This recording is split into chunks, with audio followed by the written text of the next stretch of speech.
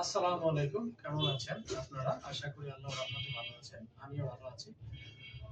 আজকে নতুন আরেকটি বিষয় নিয়ে কথা বলবো। সেটা হচ্ছে স্ট্রোক হলে কি করবেন, কি করা উচিত, কখন ফিজিওথেরাপি নেওয়া উচিত এবং কখন হসপিটালে নেওয়া উচিত, এই ব্যাপারে কথা বলবো। দেখেন, আমাদের দেশে ম্যাক্সিমাম মানুষ যেমন স্ট্রোক করেছে বুঝতে বুঝতে হয়তো 3 ঘন্টা 4 ঘন্টা সময় চলে যায়। এটা আমাদের রোগীর জন্য খুবই খারাপ। প্রথমত জানতে হবে যে স্ট্রোক হলে মানুষের কি কি সাইন সিমটম থাকে। প্রথমত হচ্ছে আমরা স্ট্রোক হলে বুঝবো কিভাবে, যেমন আমরা ফেসটা দেখবো, মুখটা দেখবো। মুখের যেমন স্ট্রোক হইলে মুখটা বেঁকে যায়, একদিকে চলে যাবে, এক সাইড। চোখ, যেটা চোখের যে আটা আমরা এরকম ড্রপ হয়ে যায়।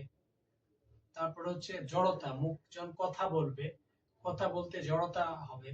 হাতের যে কোনো এক পাশ অথবা দুই পাশও যেতে পারে, হাতের অ্যাক্টিভিটি থাকবে না, যেমন প্যারালাইসের মতো হয়ে যাবে, উইকনেস। এবং রোগী দাঁড়াইতে কষ্ট হবে, বমি হইতে পারে, যখন স্ট্রোক হবে তখন বমি হইতে পারে। এছাড়াও অনেক সময় রোগী বলবে যে আমার প্রচন্ড মাথা ব্যথা। এই ধরনের সাইন সিমটম থাকতে পারে। তো আপনাকে কি করতে হবে, প্রথমত যখন রোগীর এই সিমটম দেখাবে, নিকটস্থ হসপিটাল যেগুলা খুবই কাছে, কারণ যত দ্রুত সম্ভব নিয়ে যাবেন। এরপর কি করবেন, ওখানে যদি ম্যানেজমেন্ট কমপ্লিট হয় আপনাকে অবশ্যই একজন স্পেশালিস্ট হসপিটালে যেতে হবে।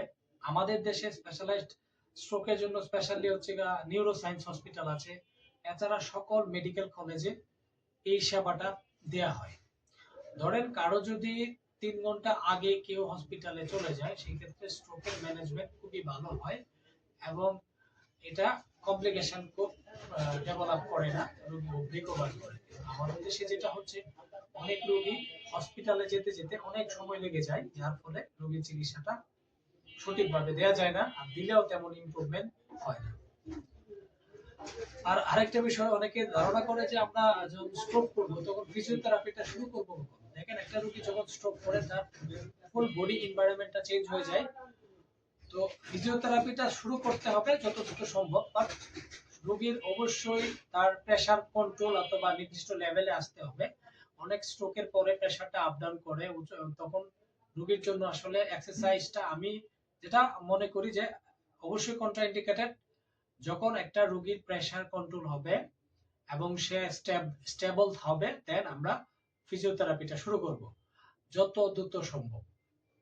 আর ফিজিওথেরাপিস্টটা কি করবেন, দেখেন আমাদের যেটা হচ্ছে যে একজন ফিজিওথেরাপিস্ট প্রথম তার ডায়াগনোসিস করে দেখবেন কোন কোন মাসেল গুলা উইক, কোনগুলা কিছুটা আছে, সেই অনুযায়ী চিকিৎসা শুরু করবেন। মাসেল নরমালি হচ্ছে আমরা যখন শুরু করি এক্সারসাইজ তখন হচ্ছে জিরো থাকে, তো অ্যাক্টিভলি তখন তো কোনো রোগী পারবে না। তখন পেসিভলি অবশ্যই ফিজিওথেরাপিস্ট এক্সারসাইজ গুলা করবে। ডে বাই ডে এগুলা করতে করতে ব্রেন তার নির্দিষ্ট মুভমেন্টের পরে ব্রেন সেটা রিকভার হবে এবং মোটর ফাংশন যেটা আপনার মুভমেন্ট ধীরে ধীরে আসবে। এবং রেগুলার 2 থেকে 3 বেলা নরমালি পেশেন্টের কন্ডিশন অনুযায়ী এক্সারসাইজ শুরু করা ভালো। যদি কোনো পেশেন্ট 3 বেলা নিতে পারছে না, তার ফিটনেস তেমন নেই, সেক্ষেত্রে 2 বেলা। তারপরে যদি ফিটনেস আরো খারাপ থাকে, যেমন অনেকে এক্সারসাইজ নিতে পারছে না, সেক্ষেত্রে 1 বেলা শুরু করবে। এবং প্রত্যেকটা অ্যাক্টিভিটি ফিজিওথেরাপিস্টের দেখানো মতে অবশ্যই করতে হবে। রোগীকে উঠানো, বসানো এবং শোয়ার পজিশন, এগুলা মেনটেন করতে হবে। আশা করি সঠিক নিয়মে যদি ফিজিওথেরাপি দেওয়া যায়, তাহলে অবশ্যই একজন স্ট্রোক রোগী সে রিহ্যাব হবে এবং সুস্থভাবে হাঁটাচলা করতে